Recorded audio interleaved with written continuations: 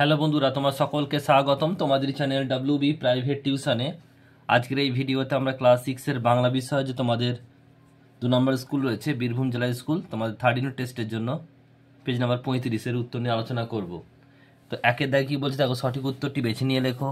1 বঙ্গ আমার জননী আমার কবিতাটি রচিত হলেন কে? দ্বিজেন্দ্রলাল রায়। বলছে হাবুর খাতার মলাটে চোখ বুলিয়ে সুধীরবাবু দেখেছিলেন বীজগণিতের খাতা।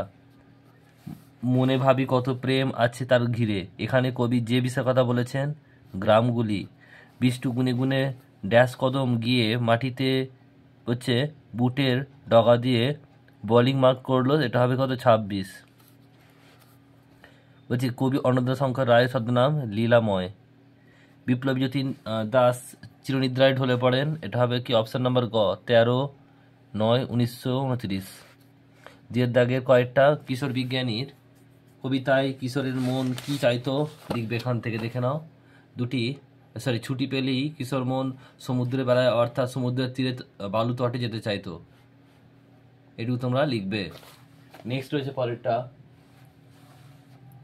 ননিদা কোন দলের খেলোয়াড় ছিলেন? সিসিএইচ। নেক্সট প্রশ্ন বলছে যুদ্ধ করিল প্রতাপাদিত্য, প্রতাপাদিত্য কে ছিলেন?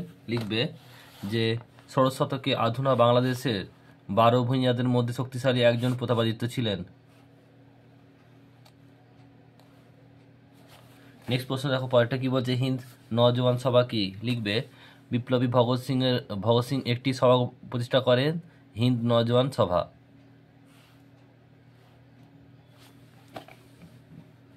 নেক্সট প্রশ্ন পরেরটা বলছে তোমাদের পাঠ্য ধরাতল কবিতাটির কোন কাব্যগ্রন্থ থেকে নেওয়া হয়েছে? এটা হচ্ছে চৈতালি। নেক্সট প্রশ্ন সুধীরবাবুর মুদ্রাদোষ কি? লিখবে সুধীরবাবুর মুদ্রাদোষ হলো কথার শেষে মনে থাকবে শব্দবিবদ্ধটি বলা।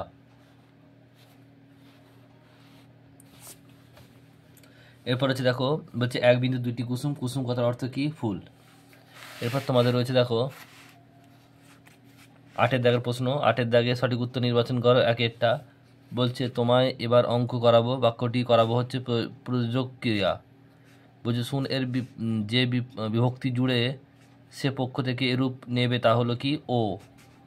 বলছে 1 এর পদান্ত কি হবে? ঐক্য।